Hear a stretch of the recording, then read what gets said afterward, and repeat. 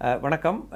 என் பேர் டாக்டர் ரகுராம். நான் சென்னையில் இருக்கக்கூடிய காவேரி ஹாஸ்பிட்டலில் சீனியர் கன்சல்டன்ட் கார்டியக் சர்ஜனாக ஒர்க் பண்ணுறேன். நான் வந்து இப்போ உங்களுக்கு இந்த பைபாஸ் சர்ஜரி பண்ணின பிறகு என்னென்ன நம்ம கவனிச்சுக்கணும், என்ன பண்ணக்கூடாது, என்ன பண்ணணுங்கிறத பற்றி இப்போ கொஞ்சம் சொல்ல விரும்புகிறேன்.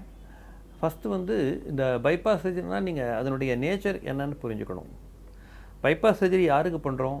இருதயத்துக்கு போகக்கூடிய இரத்த குழாய்களில் பிளாக்ஸ் ஏற்பட்டிருந்தால், இருதயத்துக்கு வேண்டிய அளவுக்கு ரத்தம் போகலைன்னா அது திணறுது.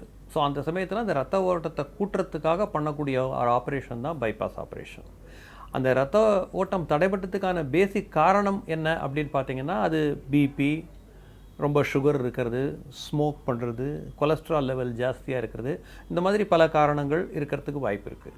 ஸோ பைபாஸ் சர்ஜரி பண்ணாலும் இந்த காரணங்கள்லாம் நம்ம பாடியில் இருந்துக்கிட்டே தான் இருக்கும். நம்ம கொலஸ்ட்ரால் லெவல் ஹையாக இருக்கலாம், சுகர் லெவல் ஜாஸ்தியாக இருக்கலாம், நமக்கு பிபி ஜாஸ்தியாக இருக்கலாம். ஸோ அதெல்லாம் கண்ட்ரோல் பண்ணுறது ஒரு life long process. Bypass surgery பண்ணினாலும் இதெல்லாம் சரியாயிட போகிறதில்ல.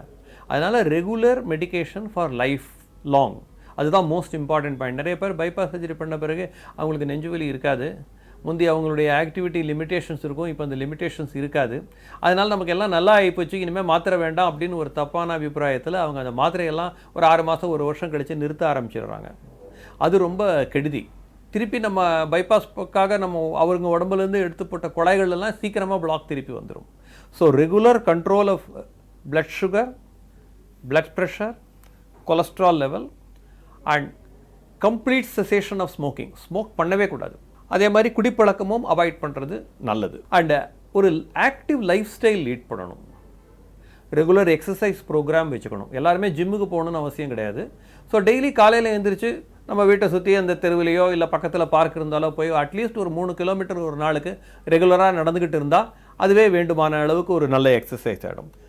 அடுத்தது வந்து லைஃப் ஸ்டைல் மாடிஃபிகேஷன். ஸ்ட்ரெஸ் ரிலீவிங்க்கு என்னென்ன வேணுமோ, நம்ம வந்து வாழ்க்கையில் ஒரு ஃபிலசாபிக்கல் அவுட்லுக் டெவலப் பண்ணுறது ரொம்ப அவசியம்.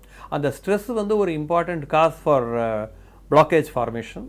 பிபி ஜாஸ்தி ஆகிறதுக்கு, சுகர் அன்கண்ட்ரோல்ட் ஆகிறதுக்கெல்லாம் stress is a very important thing. So அந்த ஸ்ட்ரெஸ்ஸை அவாய்ட் பண்ணுறது ஒவ்வொருத்தருக்கும் ஒவ்வொரு மாதிரி. சில பேர் வந்து தியானம் பண்ணணும்னு சொல்லுவாங்க, சில பேர் வந்து மெடிடேஷன், சில பேர் வந்து ரிலீஜியஸாக போயிடுவாங்க, சில பேருக்கு மியூசிக் கேட்டாலே ஸ்ட்ரெஸ் ரிலீஃப் கிடைக்கலாம். பட் ஏதாவது ஒரு மெத்தடில் அந்த ஸ்ட்ரெஸ் ரிலீவுக்கு உங்களுக்கு எது பிடிக்குதோ அந்த மெத்தட், அது மேபி ரிலீஜியஸ் ஆர் மேபி நான் religious, which ever method you choose, அது பண்ணுறது ரொம்ப அவசியம்.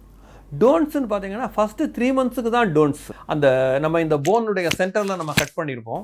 ஸோ அந்த போன் ஹீல் ஆகிற வரைக்கும் நம்ம கொஞ்சம் கேர்ஃபுல்லாக இருக்கணும். Driving either two wheeler or four wheeler or rowing exercises, அதை கம்ப்ளீட்டாக அவாய்ட் பண்ணணும். அஃப்கோர்ஸ் டோன்ட்ஸில் important don't is never smoke for life time. Not only for 3 months, for life time never smoke. Smoking is most injurious to health. அதனால் ஸ்மோக்கிங்கை life லாங்காக avoid பண்ணணும். After 3 months உங்களுடைய ஆக்டிவிட்டியை கிராஜுவலாக நீங்கள் எல்லா விதத்துலையும் ரெஸ்யூம் பண்ணலாம். அப்போ அதில் என்ன ஒரு இம்பார்ட்டன்ட் பாயிண்ட்னா, உங்களுடைய ஹார்ட் ஃபங்க்ஷன் எவ்வளவு இருக்குன்றதை பொறுத்து தான் நீங்கள் எவ்வளவு ஆக்டிவிட்டியை திருப்பி ரெஸ்யூம் பண்ணலாங்கிறது. நீங்கள் வந்து பைபாஸ் சர்ஜரி வந்து ஒரு மேஜர் ஹார்ட் அட்டாக் வரத்துக்கு முன்னாலேயே பண்ணின ஆட்களாக இருந்தீங்கன்னா உங்கள் ஹார்ட் ஃபங்க்ஷன் கம்ப்ளீட்டாக நார்மலாக இருக்கிறதுக்கான வாய்ப்புகள் ரொம்ப ஜாஸ்தி.